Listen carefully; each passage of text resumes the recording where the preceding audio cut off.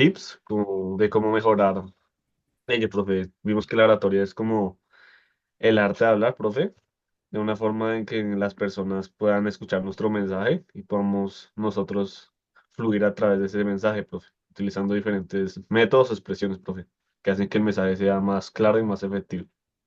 Listo, Aslan, muchísimas gracias. Entonces, sí, efectivamente hace 8 días hablamos de la oratoria y decíamos que la oratoria, como lo dijo Aslan, es el arte de hablar, ¿cierto? Y entonces hablamos de todos esos componentes y demás. ¿Qué es importante que se nos quede en la mente? Pues saber que la oratoria es hablar bien, ¿listo, chicos? Todos esos elementos que adornan el discurso para que nuestro mensaje sea claro, sea preciso y para poder, digamos, llegar al público y captar la atención de él, ¿listo? Entonces, yo creo que ahí con eso lo resumimos. Si de pronto tienen preguntas acerca de eso, si de pronto a alguien le surgió alguna duda, pues este es el momento. Nada. Listo, preciosos. Entonces, el día de hoy vamos a hablar de la literatura del siglo XV y del Renacimiento. ¿Listo?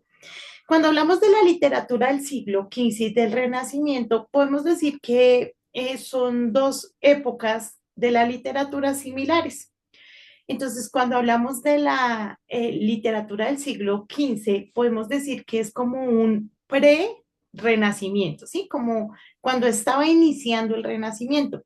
Y cuando hablamos de ya la literatura del Renacimiento, decimos que ya se estableció y que es fuerte, ¿listo? Pero entonces quiero que ustedes me digan qué es el Renacimiento, qué saben, qué les dice el Internet que es el Renacimiento. Profe, Dime. el renacimiento puede ser algo que vuelve, digamos, pues no es averiguado de Google, pero digamos, yo sacaba en mis instrucciones y de lo que dices, puede ser algo que vuelve a crecer o vuelve a llegar a grande. Ok, está asociado, Santi, sí, pero ya vamos a indagar un poquito más, pero sí, está asociado. Muchas gracias por tu aporte. Ay, venga, no me escriban, por favor, o sea, háblenme, quiero escuchar esas hermosas voces. Entonces, el Renacimiento fue un movimiento cultural y artístico que se originó en Italia, ¿no, profe? Ok, sí, perfecto. Un movimiento cultural. ¿Y en qué consistía? ¿Cuál es la diferencia? Porque normalmente veíamos que a lo largo de que iba avanzando, pues habían unos cambios. Entonces, ¿en qué consistía? ¿Qué le sale ahí? ¿En qué consistía? Pues características principales de esa época fue que se basó en el humanismo y también se enfocaba en la belleza clásica y la expresión del potencial humano. Listo, Gaby. Muchísimas gracias. ¿Alguien más quiere hacer algún aporte? Listo, preciosos. Ah, Aslan, dale, corazón. El Renacimiento se caracteriza por el descubrimiento de la cultura clásica greco-romana, profe, el humanismo y un gran avance en el arte y la ciencia del pensamiento, profe. Ok, perfecto. Gracias, Nicolás. Profe, pues según lo que yo investigué, es que implica una transformación profunda del pensamiento, las artes y las ciencias y representó la transición entre la Edad Media y en la Edad Moderna. Ok, listo. Listo, hermosos. Entonces, cuando hablábamos, no la clase pasada, sino la antepasada, estuvimos hablando de ay, se me olvidó, literatura antigua y medieval. ¿Sí? ¿Sí fueron esas dos? Sí, ¿cierto? Ah, bueno, entonces estoy bien. Hablamos de la literatura antigua y medieval. Entonces decíamos que en la literatura antigua había una eh, escritura 100% basada, en este caso, en la religión, ¿sí? Entonces, casi todos los temas iban enfocados en la religión, espiritualidad, todas esas cosas religiosas, ¿listo? Ya luego entonces hablábamos que después de esta época, que son similares, viene la edad moderna, ¿sí? Entonces tenemos modernismo y posmodernismo. Entonces en la edad moderna podemos decir que es cuando se empieza a generar una rebeldía, ¿listo? Una rebeldía en las personas hacia la iglesia. porque pues la iglesia perdió su enfoque, ¿sí? Entonces ya la iglesia estaba era más metida en temas de política, de poder y demás, y lo que hacían era oprimir al pueblo. Y empezaron a sufrir, digamos que, un poco de atrocidades a cargo de las personas que dirigían la iglesia, y eso llevó a que hubiera como un repudio a las cosas de Dios, ¿sí? Y la gente empezó a ensimismar, ensimismarse, casi no lo puedo decir, ensimismarse, ¿listo? Y es ahí donde empieza a surgir ya como esa literatura que es más enfocada hacia los dioses, ¿sí? Entonces podemos decir que es toda la literatura griega. Entonces que ahí es donde hablan de todos los dioses y es un poco más idealista y ya como que empieza a haber, podemos decirlo así, que una rebeldía contra el Señor en el corazón de las personas. Entonces es más fácil llamar Dios al Dios del mal, al Dios del aire, que confiar en el mismo Dios. También pues teniendo en cuenta, no por justificar, pero pues también teniendo en cuenta el testimonio que había dado la iglesia, ¿no? Y bueno, está toda esa rebeldía y luego viene esta época que es más o menos sobre el siglo XIV, inicia finalizando siglos XIV, siglo XV y dura más o menos hasta el siglo XVII, que es el Renacimiento. El Renacimiento es una época muy bonita porque es durante el Renacimiento que se empieza a pensar en los humanos, pero no en una forma, digamos, idealista, sino más en una forma en cuanto a que, venga, son personas, tienen derechos, ¿sí? Debemos pensar también con humanidad en ellos. Y se empieza a pensar también intelectualmente en las oportunidades de educación y demás, ¿sí? Debemos saber, chicos, que en la antigüedad no todo el mundo podía educarse, no todas las personas tenían la posibilidad de ir a un colegio, de leer, de escribir. Había muchas limitaciones. Y cuando hablamos de las mujeres, sí que eran peores. O sea, las mujeres estaban totalmente arraigadas de la sociedad, no tenían derecho a nada. Podemos decir que era más valioso algo material que la misma mujer, estaban muy arraigadas. Entonces, durante la época del Renacimiento surge este humanismo y se empieza a pensar en los derechos de las mujeres, se empieza a pensar en la educación y demás, y empiezan a surgir más oportunidades de educación, más oportunidades de conocimiento y empiezan a surgir diferentes géneros literarios y diferentes formas de escribir, ¿sí? Cuando hablamos del Renacimiento, debemos, o de esta época, debemos pensar en Shakespeare, debemos pensar en, ay, se me olvidó el otro, ¿cómo es que se llama? Espérenme que creo que lo tengo por acá apuntadito, deme un minutico porque se me olvidó el nombre de este hombre que también es pues súper conocido, que uno dice, ah, ok. Espéreme. Ah, bueno, Dante, que Dante también es súper conocido, ¿sí? Y espérenme porque es que se me queda uno por fuera que quería decirles, pero ya no lo encontré. Ah, bueno, no, acá está. Galileo Galilei. Sí, entonces tenemos a Shakespeare, a Galileo Galilei, a Dante, que fueron personas que realmente trajeron conocimiento y aportes a nuestra vida que hasta el día de hoy pues todavía son relevantes. Entonces, es una época bonita por todo con toda esta concentración, que cuando hablamos del, como decía Santiago, es como un renacimiento del hombre, ¿no? Donde se le empieza a dar como libertad, donde se le empieza también como a valorar y a comprender más como ser humano, como lo que somos. ¿Listo? Hasta ahí, mis amores, ¿algún aporte, algo que quieran decir? ¿No? Listo. Entonces nos vamos a ir a nuestro material, ¿vale?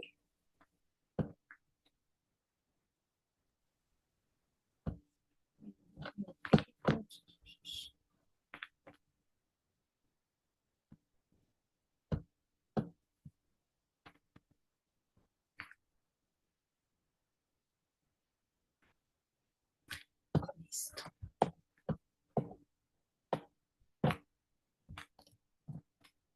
Les voy a pedir que por favor alguno de ustedes me ayude leyendo. Gaby siempre espera para que no sea ella. Nico, dale. Bueno, ¿has pensado cómo fue la literatura a lo largo de la historia? Hoy realizaremos un recorrido por dos épocas importantes para la literatura. Hablaremos del siglo, profe, ¿qué siglo es ese? 15, ¿cierto? El 15. El siglo XV y el Renacimiento.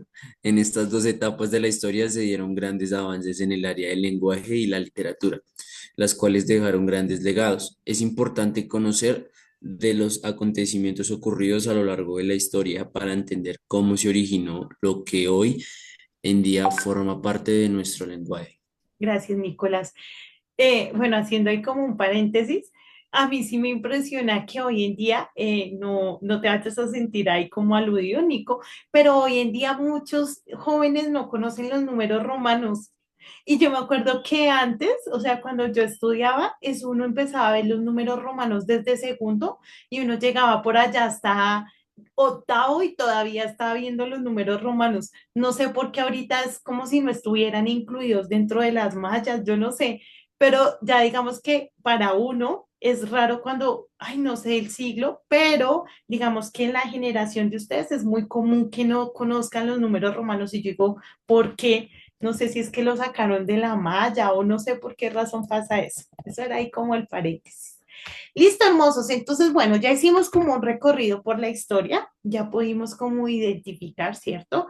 Más o menos las cosas principales de cada uno, pero el día de hoy el objetivo es que podamos comprender cuál fue esa literatura que surgió durante la época del Renacimiento. Entonces, acuérdense, cuando pensemos en siglo XV, vamos a pensar en pre-renacimiento y ya cuando hablamos del renacimiento es cuando ya están como en todo su esplendor. ¿Listo, hermosos? Objetivos, identificar las principales características de la literatura, reconocer los principales acontecimientos que se dieron en el siglo XV y el Renacimiento y valorar los acontecimientos históricos de la literatura como parte de nuestro lenguaje. Algo también, digamos, acá que debemos tener en cuenta es que durante esta época del Renacimiento surgió lo de la peste negra. ¿Ustedes saben qué es eso? Investiguen rápidamente y nos cuentan qué es la peste Era negra. como lepra, no. No. Sí, Ay, no. sí, era algo parecido, sí. Ok, ok. Voy a decir algo que de pronto sea incierto, profe, pero una vez me pareció escuchar que era relacionado con ratones. ¿Con qué, mi corazón? Con ratones. Con Profe dice rat. que era una bacteria, Sí, sí, Dime. no es mal. que era una bacteria que se llama Yersinia pestis, algo así. Listo. Mm, Entonces, eh, sigue, Sara, y perdóname. Perdóname tú a mí. Eso sí, no estoy mal, lo mencionan en un cortometraje de Disney que se llama Tu amiga la rata, en Ratatouille, que literalmente mencionan eso. O sea, literalmente sé eso por ese cortometraje. Pido disculpas por mi, entre comillas, inocente ignorancia. No, pero estás en lo cierto, Saray, estás en lo que es. Entonces, Amiga la no es rata. ignorancia, No. estás en lo que es. Las películas de Disney también a veces enseñan cositas. Gaby, dale, hermosa. Quería complementar y también aclarar que Sarai, pues sí está en lo cierto porque era una bacteria que se alojaba en las pulgas de los roedores. Entonces, sí está relacionado con ratas. Ajá, ok. Ángela, Ay, dale. muchas gracias. Bueno, pues fue una pandemia que se extendió por Europa, Asia y África. Fue una pandemia que literal fue, creo que entre esos siglos, considerando pues la forma de comercio y todo, se propagó ampliamente. O sea, a comparación de ahorita, pues digamos que nosotros ya tenemos la comparación de nuestra pandemia, de la que vivimos nosotros, pues estaba el mundo mucho más globalizado, pero para ese entonces una pandemia era pues un acabose y pues los que realmente se dijo fue que era una cuestión más de España, pero porque pues España en ese momento era uno de los países, por así decirlo, la escoria del mundo antiguo, si lo queremos ver, la escoria de Europa, ¿no? Entonces, por eso se dijo que fue el culpable España, pero realmente fue que se extendió por todos los continentes, precisamente por las pulgas de los roedores. Antes se creía que solamente era por los roedores como tal, pero pues era por la bacteria que tenían las pulgas. Listo, Ángela, gracias. Aslan, ¿qué pasó contigo? Te fuiste. Profe, ya, iba a decir otra cosa, pero no. Sí. Ya no vas a decir listo.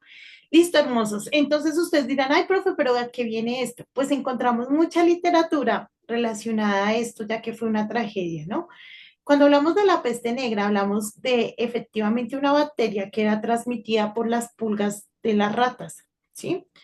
Claramente, pues esto es una condición ya, podemos decir que es sanitaria, ¿no? Higiénico-sanitaria.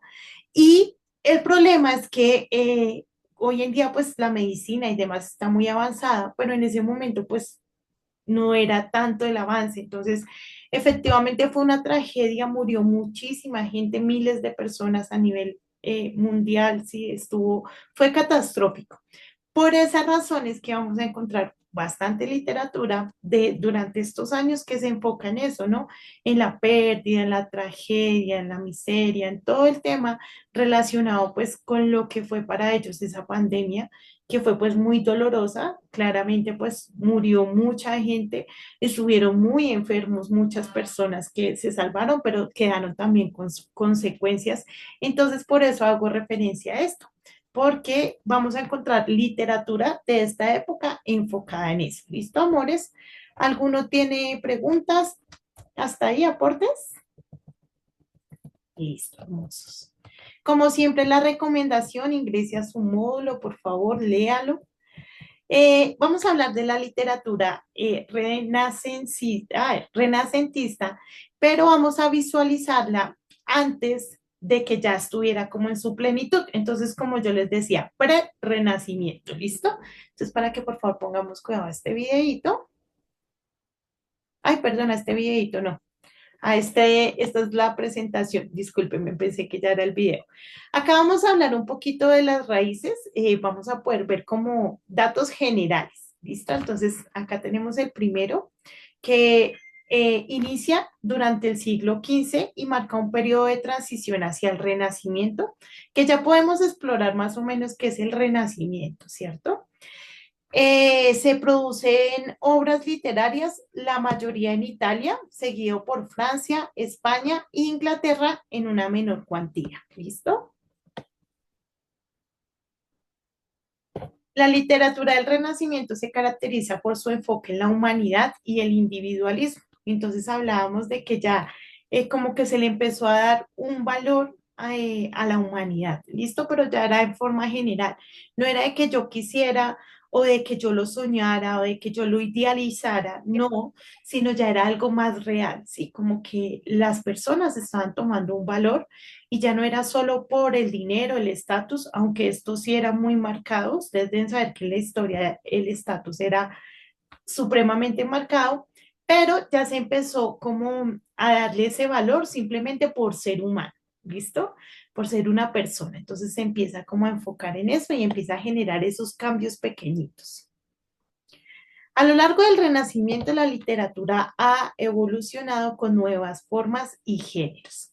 Entonces, durante el Renacimiento empezaron a surgir un montón de géneros, que la comedia, que la sátira, que el romanticismo, o sea, se empezó ya a dar también esa libre expresión, porque también debemos saber que cuando hablamos de la literatura estaba muy limitada a lo que las personas que tenían el poder querían que escribieran, ¿sí?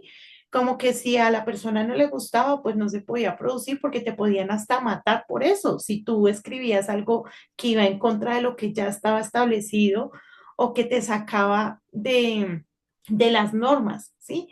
Mientras que como en el Renacimiento se empezó a dar como esa libertad al ser humano, pues de esa misma manera se empezó a generar esa libertad para poder escribir de diferentes maneras y de diferentes temas. Dice, la literatura es la voz de la época y el eco de nuestra humanidad. Finalmente es a través de la literatura que nosotros podemos reconocer pues nuestra historia, ¿no? Saber nuestras raíces y demás. Conclusiones. La literatura del siglo XV es el cimiento del Renacimiento. Entonces, cuando hablamos de la literatura del siglo XV, estamos hablando de que ahí inicia todo. ¿Listo? ¿Aportes? ¿Comentarios? ¿Algo que quieran decir? No, profe, a mí me quedó todo claro. Listo, hermosos. Muchas gracias, Nico. Ahora sí, este sí es el videíto. Entonces, pre-renacimiento.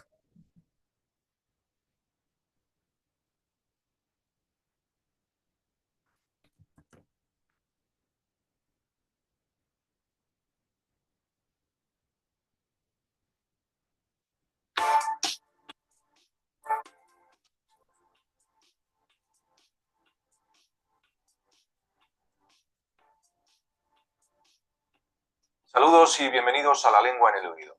El siglo XV es un siglo de transición entre la Edad Media y el Renacimiento. Se considera que la Edad Media termina en 1492 en España o en 1453 en Europa, con la toma de Constantinopla por los otomanos, con lo cual se pone fin al Imperio Bizantino. Es un siglo de transición, por lo tanto, entre los valores medievales y los renacentistas, que se inician en el siglo XVI. Fue una época de crisis y de cambios debido al choque de mentalidades que se va a producir entre lo medieval y lo moderno. Comenzamos.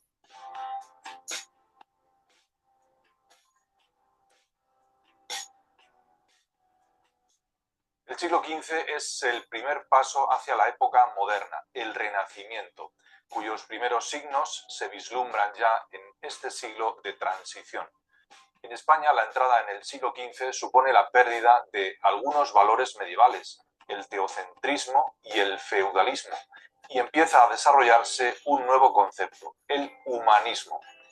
Comienzan también a crearse las universidades, aparecen los mecenas o el mecenazgo, y el castellano se consolida aún más con la publicación de la Gramática Castellana de Antonio de Nebrija en 1492. Y hacia 1450 aparece la imprenta, cuyo inventor fue Johannes Gutenberg. La imprenta representa el mejor avance tecnológico de todos los tiempos, puesto que gracias a ella se difunde de forma mucho más rápida el conocimiento y además permite conservar ese conocimiento mediante el libro o el documento impreso.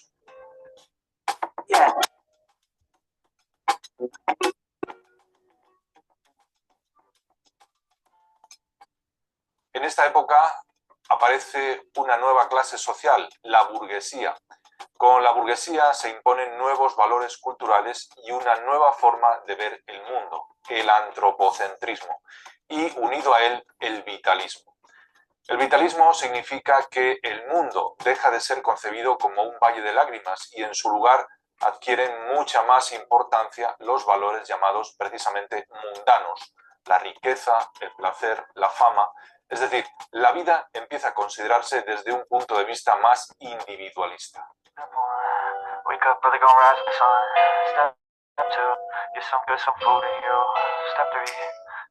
Y es todo, muchas gracias y nos vemos en el próximo vídeo de La Lengua. Listo, hermosos. Entonces acá en este video se tocan puntos importantes. Se nos menciona entonces la transición histórica que hubo, de la que ya habíamos hablado, ¿cierto? Y nos habla de que, pues, con toda esa transición histórica surge la burguesía. ¿Quién me puede decir qué es la burguesía? Profe, eran las clases sociales y que no dependían sino de un sueldo, sino que eran dependientes de ellos, tipo comerciantes, ¿no? Ok, muy bien, Nico. ¿Alguien más tiene algo que decir sobre esto o no? Listo, hermoso. Entonces, ustedes deben saber que siempre, antes de que surgiera la burguesía, digamos que la pirámide social estaba dividida principalmente entre dos polos opuestos. Los que tenían dinero, mucho dinero, y estaban como asociados con las personas que tenían el poder, y los que no tenían, y ya, ¿sí? Pero cuando se empieza a generar todo este humanismo, empieza a surgir la burguesía. La burguesía es una clase intermedia, o sea, no es de los que tienen mucho, no es de los pobres.